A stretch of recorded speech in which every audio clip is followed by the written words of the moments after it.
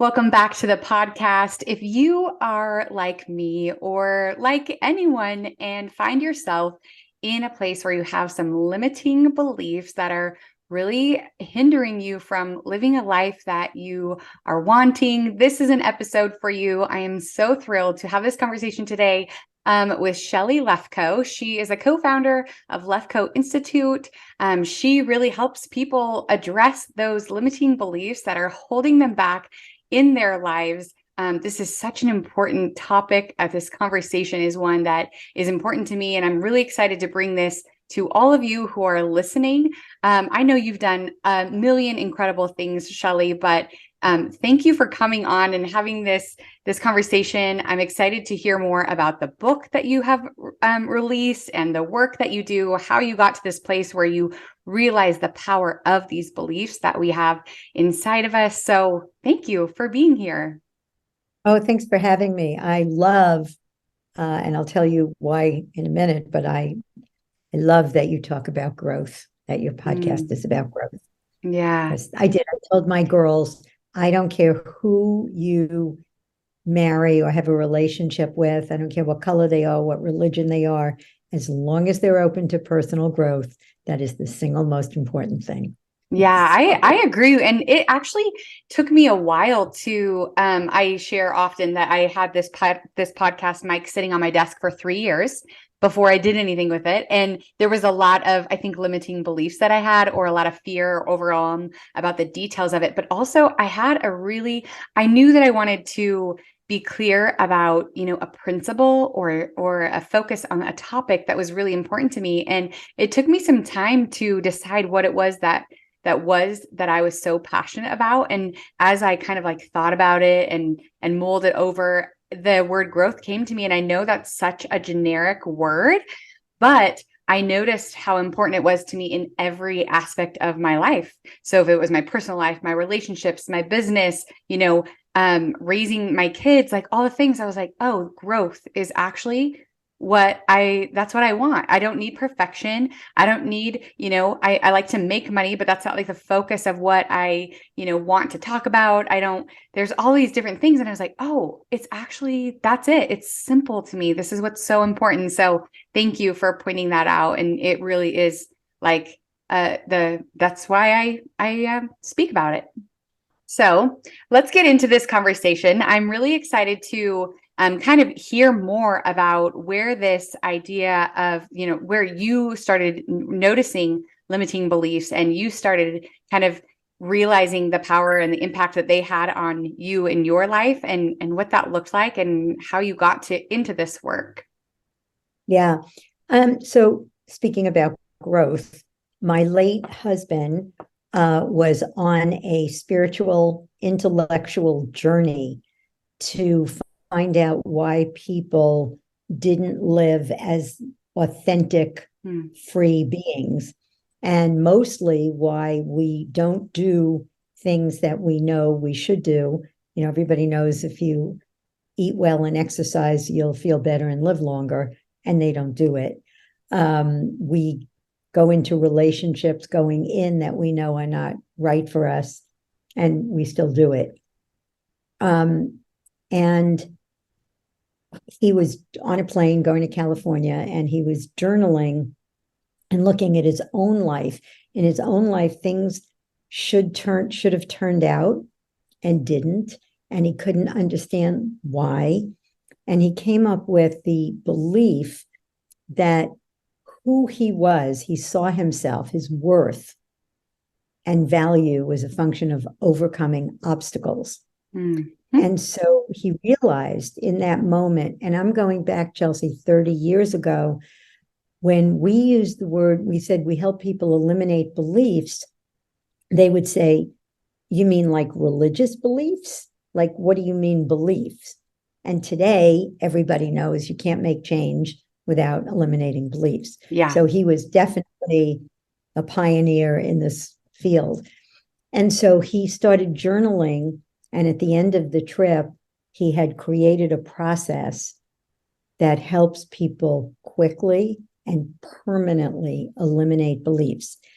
And we've done research with University of Arizona, on stress, on fear of public speaking. We've really tested this against CBT and other cognitive behavioral therapy, and we've always produced amazing results. So it's not woo-woo, it's very based in science, and it works, and beliefs go away and they don't come back. And when beliefs go away, and the best part of the story was he came home and he said, wait till you see what I created. He goes, you're not going to believe this. And he didn't say created because my husband had no ego. He said, I downloaded.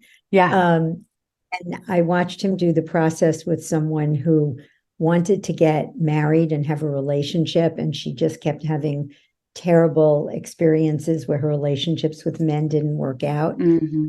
And he asked her what she believed, and she said, marriage is suffocating, relationships don't work, men are jerks. And he picked one of those beliefs, eliminated it with her. And I just sat there and I went, that's why I'm on the planet. It was like I had this download from heaven and knocked me off my chair that this is why I was on this earth, to do it. And I've been doing it for 30 years. It's amazing. And what is so fascinating to me is, so, I have a lot of different friends and I notice patterns or behaviors, but just recently I was spending time with a friend and I realized that this friend, after years of being in the same places and watching the same things happen, I was like, wait, you look for problems to solve. You start creating issues. Like, I'm thinking this in my brain as I'm watching and observing, because he's anxious and he's overwhelmed and he's not able to have fun. And I'm watching and I'm like, you are truly looking for problems to solve, and you're creating issues and you're creating all these things. And I'm like, oh my goodness, I think you might believe that's why you are valuable here. I think that's why you might believe that on this place, like where we're at, I actually said to his wife, we had this conversation and I said to his wife, I'm watching this pattern after the last, 7 years of being friends and going to the same places and seeing this. I'm like, he's looking for like validation that he is needed, that he's the rescuer, that he is the problem solver, but he's actually creating the problems to confirm that. And I'm like, but he's not having fun. He's not enjoying himself. He's stressed. Yeah. He's anxious, which means the rest of us are, following that same emotion when we're involved in the process. But it's so fascinating how, these, like, I know a lot of times it's our, family dynamics. It's maybe the way that we're noticed or taught by our parents or whatever. I guess that's a good question to ask, is like, what would you say, or where would you say the majority of our beliefs come from? Yeah. So you're right. And first of all, it's interesting because I never share that part of the story, the belief that he worked on. And I don't know what made me do it, but wow. It's interesting. So we come into this world, Chelsea, we don't know if we're good enough or not good enough. We don't know if we're important or not important. We don't know if money is scarce and hard to get, or life is hard or easy. And we come into this world, and you have 4 kids. If I asked you, what is the one word question that every child asks all day long, every little kid, what's the one word question? Well, why? Why? So I made a shirt for my child that said, why? Because he asked that all day, every day. That's right. And so why am I being criticized? Well, I guess I'm not good enough. Why are mommy and daddy looking at their iPhone while they're talking to me? Well, I guess I'm not important. Why are they struggling to pay the bills? Well, I guess money is scarce and hard to get. I guess life is hard. And the reason that our beliefs stay with us through our entire lifetimes, if we don't get rid of them, is it feels to us as if we can see those beliefs in the world. So if you say to a child, what did you just see? they'll say, I saw that I wasn't good enough. No, you saw mommy and daddy criticize you. I saw life was hard. So when I say to a client, I have clients in every country around the world, in Saudi Arabia, a new client, Palestine, I mean, Syria, every place you can think of. When I say, doesn't it seem like you saw that belief? You saw, I'm not good enough. They say, yes, I saw it every day in my life. And anything you can see has a color, a shape, and a location. You can't see a belief. And you cannot not believe something you think you saw. Right. And as soon as you start looking for that proof and you feel like you've seen it, it's like when you become pregnant or when you buy a white car, right? All of a sudden you're looking around and you could believe that everyone was pregnant because the only people you're looking for are the pregnant people, and you're noticing them and they're there. So you could easily believe we're all pregnant. Every single woman I know is pregnant. Everyone drives this car, everyone, and so it's interesting how powerful our brain is, that once it sees that proof, that it continues seeking it. And also it's like, good job, you're right, good job, you're even if it's a negative, it's like, you're right, you're right, you're right. And we don't recognize how detrimental that can be to us when it's this negative thing we're believing over and over again. Yep. And what I found fascinating, like when we first started doing this, we did it in corporations. And I worked with a Harvard PhD. He was the first of 5 that had this belief. And he said to me, I hate it here. I'm miserable. I feel stuck. He was the staff psychologist for a company. And I said to him, well, what do you believe that has you not leave? And he looks at me and he goes, I'm stupid. And at that point, now but at that point I looked down and I said, don't you have a PhD from Harvard? He said, oh yeah, but I conned my way through Harvard. Wow. Yeah, you don't con your way through Harvard, but that's how it lived for him. And when he was little, every time he got something wrong, his dad would smack him on the back of the head and say, genius. And evidence doesn't get rid of the beliefs. Yeah. And that's why there is something called imposter syndrome. Because you would think, oh, now I'm the CEO. Okay, I guess I am good enough, or I guess I am smart. I guess I do have what it takes. And I work with all of them, and they still have the beliefs. And something that's so interesting is that, when you ask him the question, what do you believe? He said that I'm stupid. And it's like, for whatever reason, up until that point, it was easier for him to believe that he was stupid than to ask himself the question, like, why do I believe I'm stupid? Or is me believing that I'm stupid helping me, right? No, those questions don't help, because if they did, all the personal growth courses that you go and you get all motivated and hyped up and I am good enough, and I'll explain, because this is a growth podcast. I will talk about this. So I'm not saying that some people don't get value from doing affirmations, and if that floats your boat, knock yourself out. But for those of you who have tried affirmations and they don't work, I'm going to show you why. If you have a belief, so I don't know, most of you probably won't be watching this, so I have my fist in front of me. And my fist is the belief, right? So if you have a belief, I'm not good enough, that fist is there.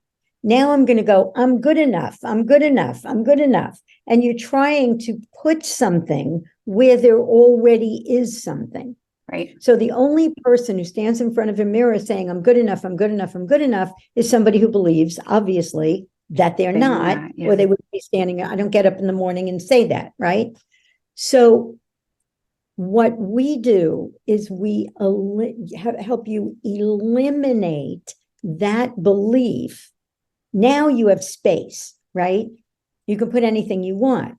Now, the thing about beliefs is beliefs, which, and by the way, a definition.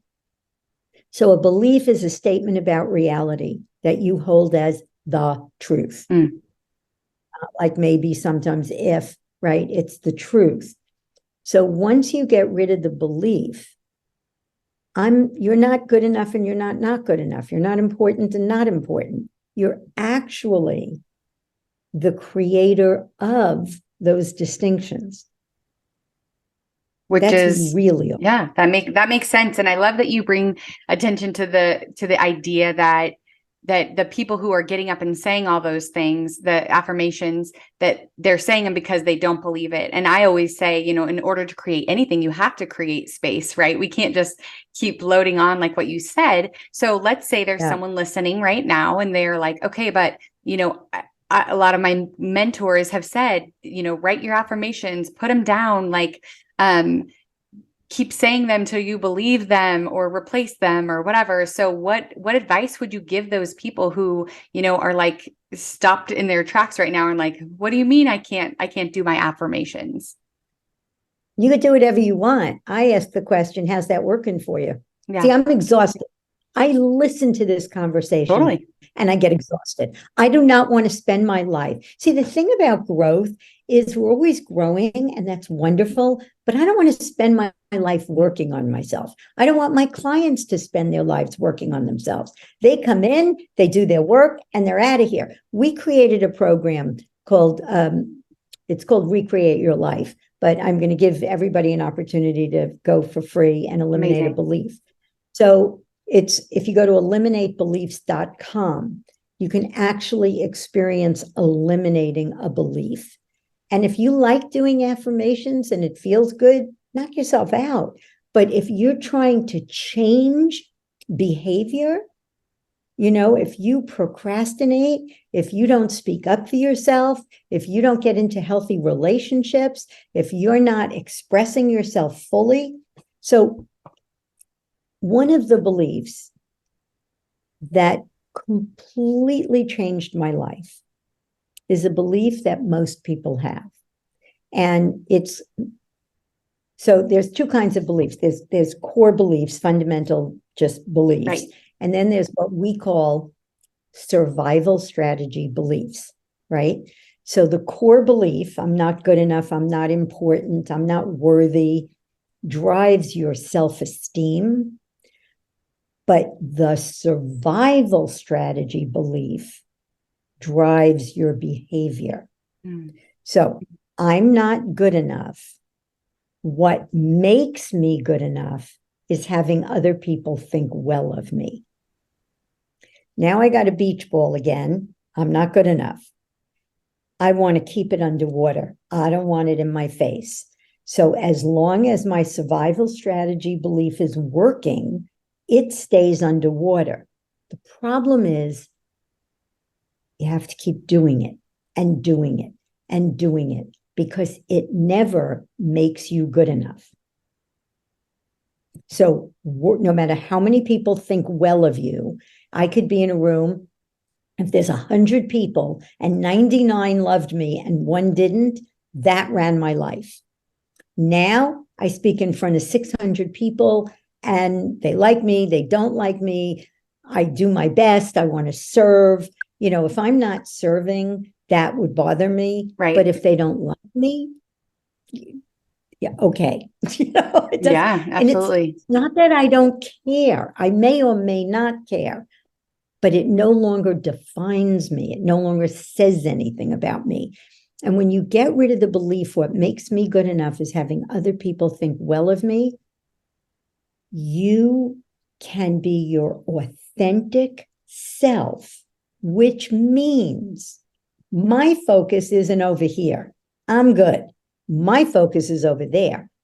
I want to see, am I serving? Is this valuable? Are you listening? Do you get it? That's that's what juices me, is making a difference. Right. It's not about me. So that is freedom. The other belief, I just want to say, the other survival strategy, workaholism. So on every podcast I do, at some point I talk about watering all the plants. Yeah. If you have a lot of plants in your house, I promise you no one's watering just one. But if you look at your lives, you may be just watering one or two plants.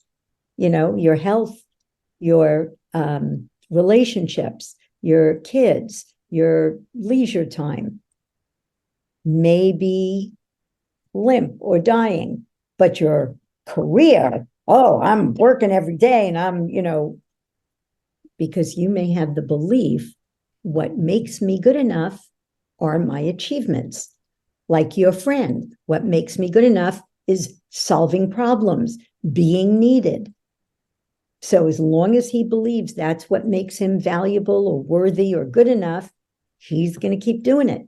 Yeah, absolutely. So how would one realize that they are in this, this pattern, this behavior? So, and I love that you use the word pattern because that's the word we use. And a pattern is behavioral or emotional. So if you have anxiety, that's an emotional pattern. If you have procrastination, that's a behavioral pattern. So first of all, if you're driven to do anything and it's not a choice, and I want to say something that may take us into a little different conversation, which I'm may or may not take us in, but I will make a point. Okay. Why is a terrible question. It's not powerful. Even if you knew why, you can't do anything about it mostly. Why is meaning? And meaning is made up. Meaning is in your mind. Yeah. Okay. There's no meaning in events. Events don't have meaning. Meaning's in your mind. Now, the beliefs that you have cause you to give events meaning. The meaning you give events determines your feelings and emotions. Yeah. It makes sense. And then a lot of times the way, or I think maybe actually always the way we feel about things is what motivates us or doesn't motivate us. Like it affects like our actions. It determines what our actions are or the way that we feel about the things. Yeah. So I want to go back to your question. Okay. So what do you do? So the first thing you want to ask is not why am I procrastinating? Or why do I keep getting into relationships where I'm mistreated? Why do I stay in this relationship? Well, because I love him. And you're having this whole conversation in your head. What is a powerful question? What do I believe that has me stay in a relationship where I'm not treated well? Yeah. What could I do about it? What, who can help me? Those are great questions. Why is it terrible? I love reframing that from the why to the what, because the why, we can always find an answer for why, right? We make meaning about it. So we can always like find our way through it just to keep in that same pattern like we talked about. But I do love like what is more like you have to answer honestly, not like make up a, situation around it. So that is, I think, really powerful to ask that what or who. Yeah. See, because if you say to your kid, let's go parenting for a minute, because that is my great passions. Your kid doesn't want to go to school. So the first thing is you force them, right? And what I always teach parents is get to the source, don't force. Okay? So get to the source. Why don't you want to go to school? I don't know. I don't like it. I'm tired. What happens at school that has you not want to be there? Oh, I'm getting bullied. Who gets to a question? Or, an answer. somebody did something to me. You will find out things if you ask what. What is it about school? What is it about broccoli that you don't like? What is it about brushing your teeth? My daughter didn't want to brush her teeth, and I'm the teeth Nazi. So I'm ready to shove a toothbrush in my daughter's mouth at 2 years old with 3. And I always teach parents at what cost? At what cost to my child am I going to force her to do anything? So I stepped back and I said, I'm not going to force you to brush your teeth. I said, but if you don't brush your teeth, you're going to start talking like this. That you're not going to have any. And of course, she laughed. And I said, sweetie, what is it about brushing your teeth that you don't like? And she said, the toothbrush hurts my gums. Okay. Boom. We can get a softer toothbrush. Yeah. I don't like the taste. Oh, we can do something about that.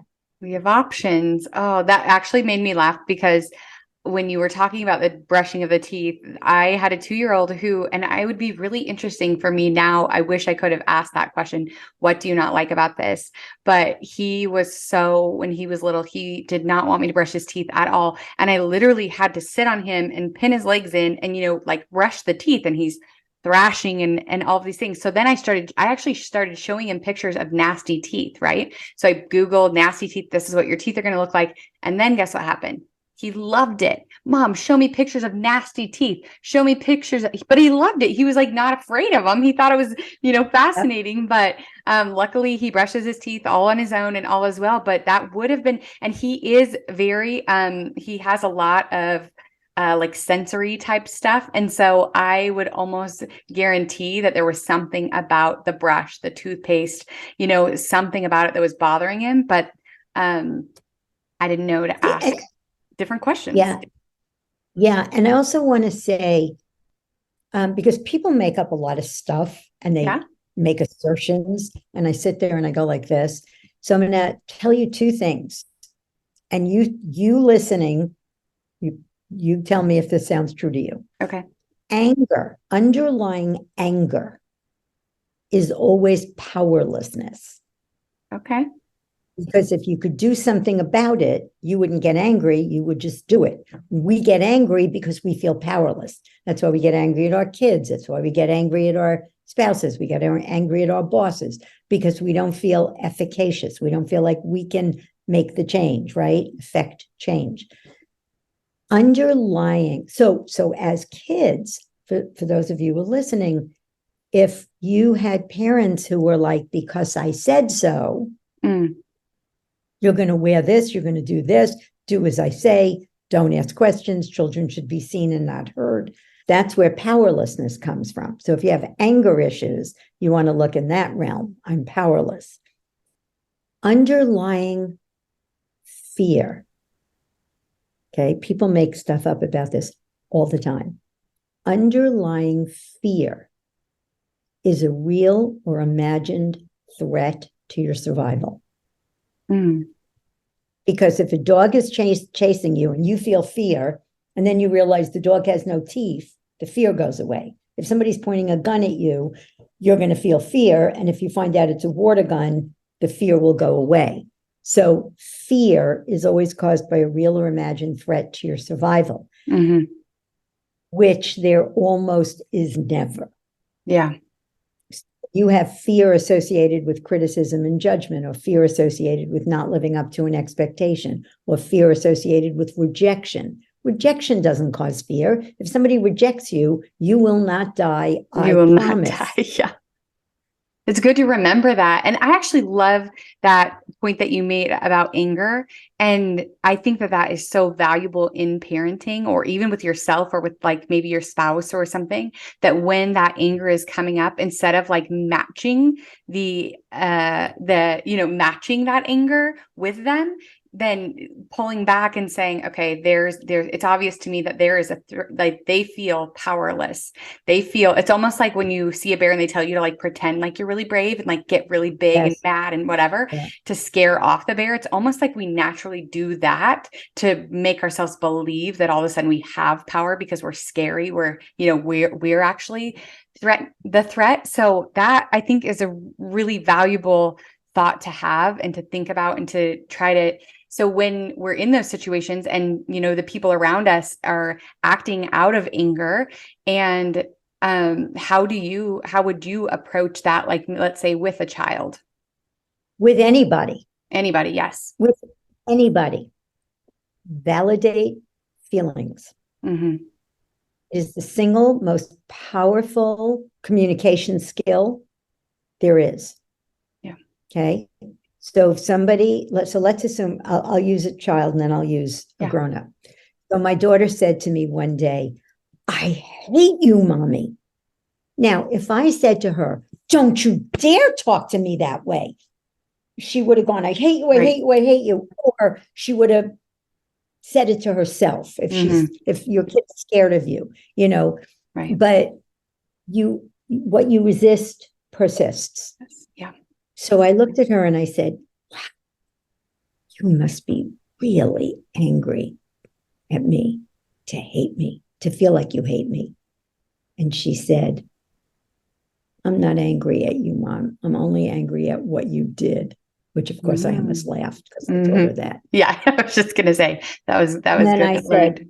And then I said, oh, I said, you're really angry at what I did. I got it. And then she goes, well, I'm not just angry at what you did, Mom, but my friend was mean to me. All of a sudden, it had nothing to do with me. Right. It's like taking the air out of a balloon. That's if good. Somebody said, you didn't do this. And you go, wow, you sound really angry. You really wanted me to do that. I got it. And we always think, especially men, that we have to fix everything, right? You have to say something, do something, work with it, no, just get it. They're angry. They feel how they feel. You wish I would have done that. I got it. Then if you want to say, I'm sorry I didn't, or here's why I didn't, and you want to deal, that's fine. But nobody can hear you until you validate the feeling, because they're stuck with it. And it escalates and escalates and escalates when you miss that. And my favorite all-time thing, in the world is, oh, you shouldn't be, you have so much to be grateful for. You shouldn't be angry. That doesn't work. That does not work. Invalidating a feeling doesn't do this. So I also think that there's like a lot of times when we have those big feelings, the anger, the guilt, we're not grateful enough. When we attach shame to those feelings, then they grow and they become more toxic and more heavy, rather than saying, you're really angry. I see that you're really angry. And then it's like, oh, it's okay to be angry for a minute. And actually it's okay that you're not grateful right now. And it dissolves, like it softens it. You said it like releases the air from the balloon. And it's okay to be angry. Yeah. It's not okay to hit. Right.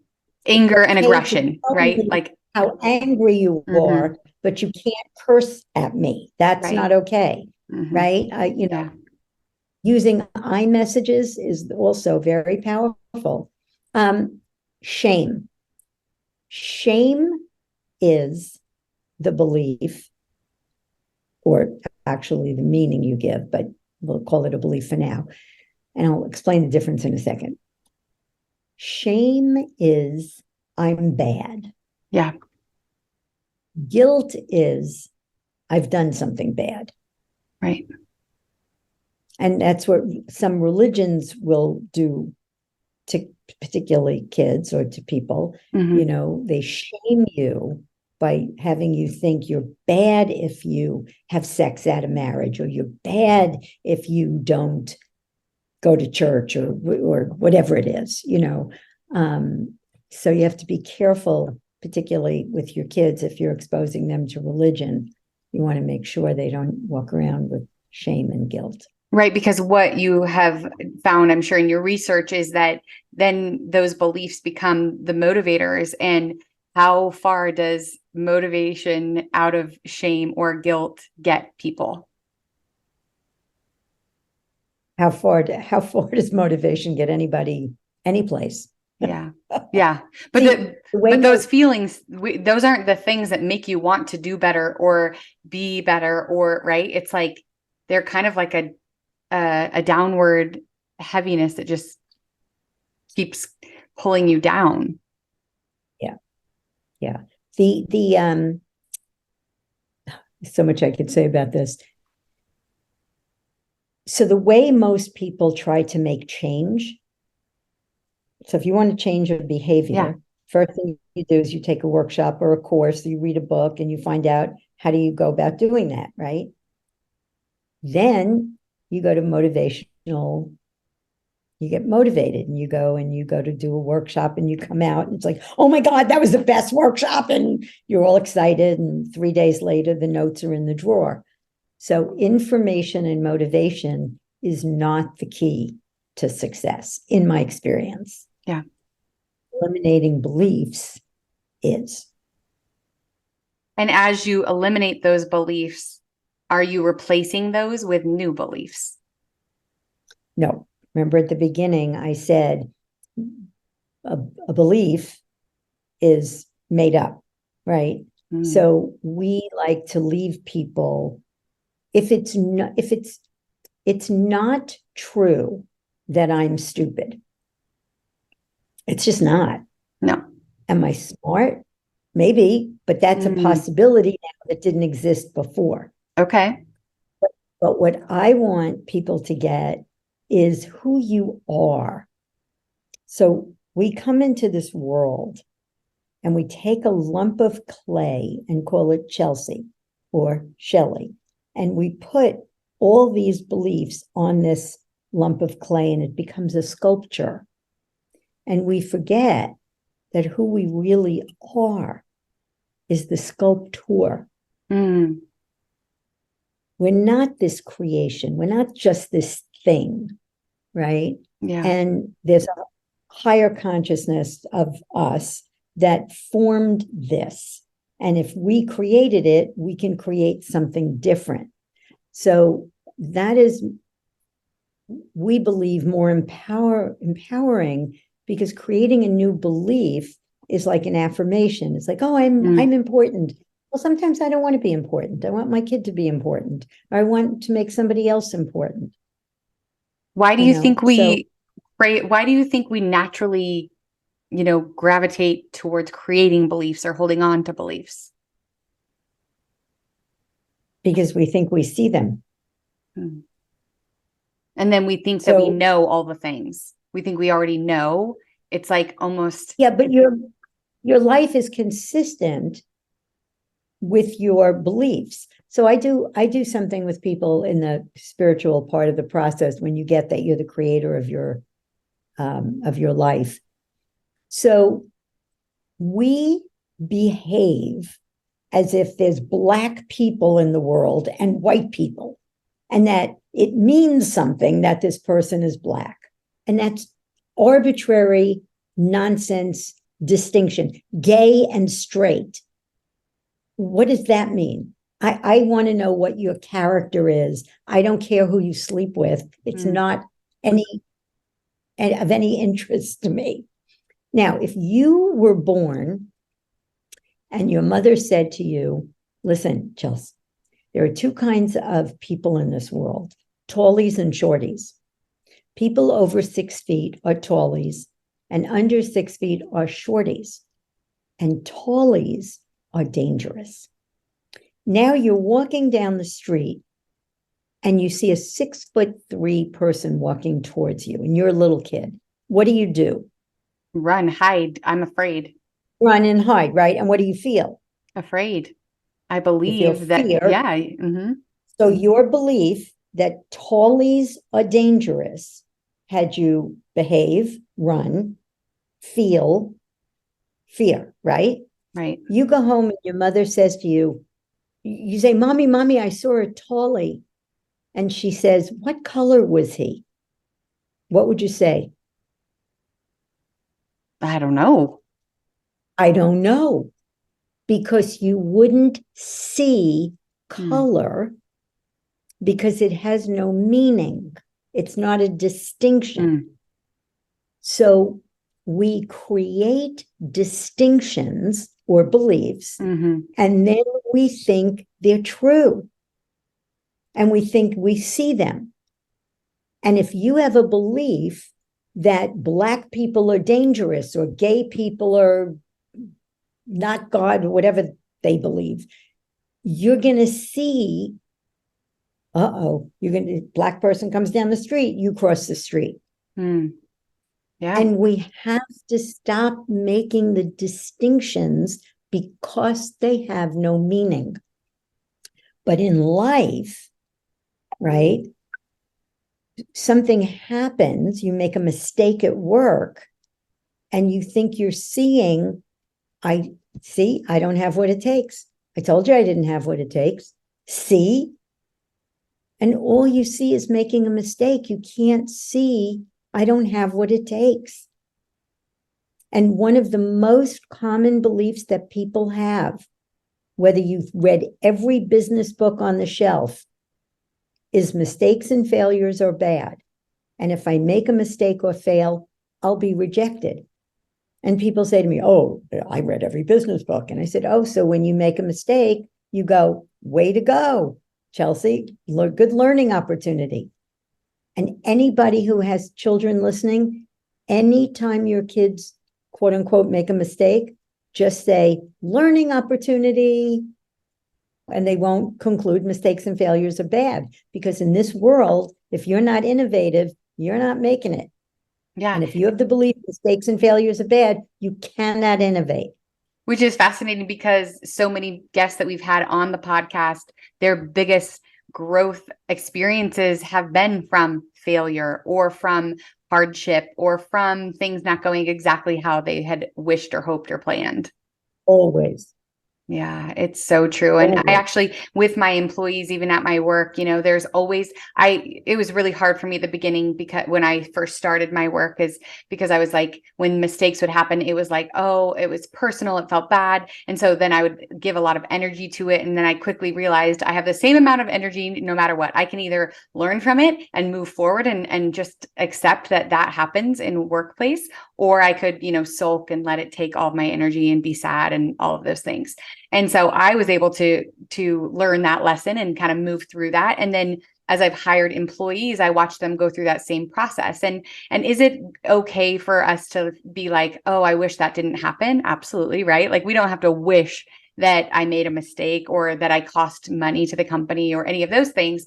But I always am like, you know what? This was information that maybe I didn't even know that you needed. You didn't know that you needed. But now that we had this experience and something went wrong, now this is an opportunity for us to have a conversation, to notice what needs to be done in these situations so that it doesn't happen again. So it's like the breaks allow us to see where we're lacking some information or some knowledge or some, education, training. And so I always love to be able to work through that. But it's interesting because it is true that most of them, clamp up and get nervous and anxious and think they're going to be in trouble and fired and all of those things. And you're like, well, no, like it's a process of learning. Yeah. So it's very hard, Chelsea, to act inconsistently with your beliefs. Okay. Yeah. So I'm going to actually give you a tool. My late husband did a TEDx talk called How to Stop Suffering. And it teaches, in fact, we just went on sale this morning. We have a course, a 10-week course called the Occurring Course, and people come out like gurus. So rather than try to talk yourself in and out of things, why this was really good or this was, anytime you have a negative emotion, stop and ask yourself, what just happened? I made a mistake. What meaning did I give it? I'm going to get fired. What else could it mean? Could mean that I'm going to tell my boss how much I learned from this mistake, and maybe I'll get a promotion. That happened to one of my clients. Now, the next question is, what does it really mean that I made a mistake? And another way of saying that is, what do I know for sure because something happens? Yeah. And the answer is always nothing. Events have no meaning. They may have consequences. Maybe you'll get fired. I don't know. My husband died. That mattered to me. I cared a lot, like what you said. Mm-hmm. I cared, but it doesn't mean I'll never be happy again, or I'm going to be alone forever, or I'll never, or I'm going to starve to death. A lot of those meanings came up when he died because I didn't know anything about running a business. I didn't know the difference between a P&L and a balance sheet, nor did I ever want to. Yeah. So I said, oh God, I'm going to starve to death. And 8 years later, my business is thriving. So I somehow figured it out. So events don't have meaning. And if you just can get, when you get upset, get what the meaning is, and then get the meanings in your mind, it's not in the events. It's really powerful. And the fact that you were able to do that, with such a big event like your husband passing is proof of the work that you do and the power that it can play in people's lives. And so I think that's amazing. I know that this conversation is going to really help and touch a lot of people, give them something new to think about. I also know that it is really deep. And I think that it's a lot to process. And anytime there's something that comes that is different than what you've, learned up to this point, or that you've been practicing, or any of those things, I think it can feel overwhelming. But I also love so much that I think that when we find something, and I hear you share about this, I'm like, oh yeah, I can see the times of my life where this was true for me and it did work for me so much better than this, then how can I implement more of this into my life? And it's a step-by-step, right? And I love that you're going to give the opportunity for the listeners here to eliminate one of the beliefs that they have in their life so they can put it into practice and see how that works. I'm also looking forward to reading your new book that you have out, Hitting the Wall, Eliminating the Beliefs That Sabotage Your Business and Your Life. I can't wait to learn more from you and more about this work that you do. I love that it's your passion and that it was something that you were like, wow, this is my life's purpose, here to help others in their own journey. So thank you so much for showing up and sharing. Yeah, thank you. So go to eliminatebeliefs.com and you can eliminate a belief for free. Amazing. Now I do need to ask you these two questions that are really important to me. Okay. So I was, in coaching a lot of women in this moment, and I was hearing a lot of stories, and that, you could probably imagine what all the conversations were like, and this isn't working, and this isn't what I want, and this is what I want, and this is, how do I get this? And I was just like, what do these women actually need? And in that moment, I had this thought come to me of fire in her heart, peace in her soul. And it was so beautiful to me because it was kind of confirmation of what I had been striving for, I think, in my own life. This, the passion, the fire, things that made me feel alive and feel like I was in my purpose, but also protecting the peace of my soul, of making sure that I wasn't, like going crazy, workaholic, accomplishing all the things, that fire, but that is important. But also, if not monitored or you're aware of it, can like really take control over your life. But also observing that peace in your heart, that knowing and that. So anyways, the first question is, what is something that is currently lighting your heart on fire?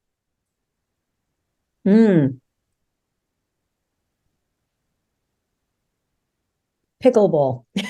Okay, I love that so much. Yes. I was thinking, I just took my grandson to Disneyland and lit my heart on fire.